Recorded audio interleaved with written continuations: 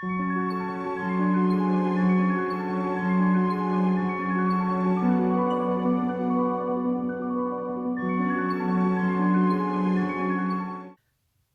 tout le monde et bienvenue dans cette nouvelle vidéo. J'espère que vous allez bien. On se retrouve pour que je vous montre le bullet journal que j'ai fait pour ma fille. Donc je vous ai déjà montré les premières pages de collection ainsi que les mois de mars et d'avril. Donc on continue pour 2 mois supplémentaires. Voici le mois de mai que j'ai fait sur le thème d'Harry Potter, d'où le blason que je vous ai mis sur le côté.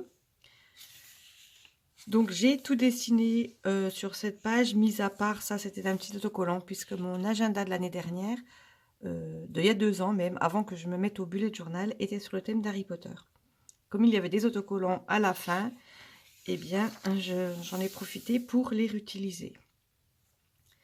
Voilà le calendrier mensuel. On continue avec une double page de recettes, le chaudron, les dragées de Bertie Crochu. Dites-moi d'ailleurs dans les commentaires si vous connaissez ces bonbons et si vous en avez mangé et surtout ce que vous en avez pensé. Voilà, on continue avec une page sourire et une page bon plan. Comme vous voyez, quasiment toutes les pages, je les ai coloriées. Puisque comme je n'ai pas le temps de faire énormément de dessins ou que ce soit juste des petits autocollants, ça habille quand même bien la page. J'ai toujours utilisé des couleurs assez pâles quand même. Et je trouve que le rendu est assez sympa et c'est vraiment ça habille la page. Voilà, on arrive sur les pages de semaine que j'ai fait aux couleurs des 4 maisons forcément. Donc rouge pour Gryffondor, même si c'est du léger rouge. Du bleu pour Serre d'Aigle. Du jaune pour Poufsouffle. Et du vert pour Serpentard. Voici pour le mois de mai. On attaque ensuite le mois de juin, que j'ai fait sur le thème un peu musical, puisqu'on a la fête de la musique le 21 juin. Donc c'est quelque chose d'assez simple, malgré tout, il y a quand même des petits détails qui m'ont pris quand même un peu de temps. Mais dans l'ensemble, je n'ai pas mis trop de temps. Et franchement, même si je n'ai utilisé que du noir et du rouge, le rendu est vraiment super sympa. Et c'est un thème qui me plaît beaucoup, que je referai peut-être dans un de mes bullet journal à l'avenir. Voilà, après j'ai fait des pages qui sont vraiment simples, puisque comme j'avais des pages avec pas mal de petits détails et qui me prenaient du temps, ben, vous voyez que cette page-là m'a vraiment pas pris très longtemps à faire.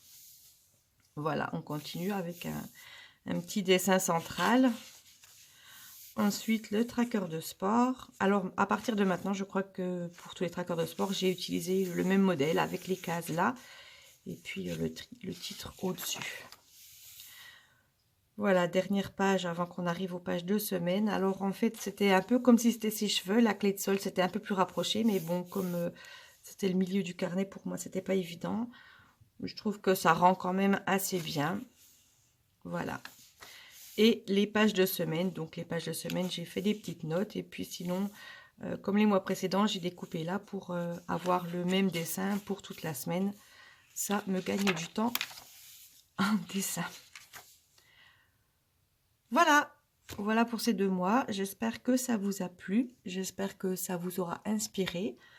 Si vous avez des idées de thèmes que vous aimeriez que je reproduise, comme à l'habitude, n'hésitez pas à me le laisser en commentaire. Abonnez-vous pour ceux qui ne sont pas encore abonnés. Activez la cloche de notification pour ne pas rater la suite de la présentation de ce bullet journal, ainsi évidemment que mes autres vidéos. Voilà, n'hésitez pas à... J'allais oublier le petit pouce vers le haut. Voilà, alors maintenant cette vidéo est terminée et moi je vous dis à la semaine prochaine. Bye bye!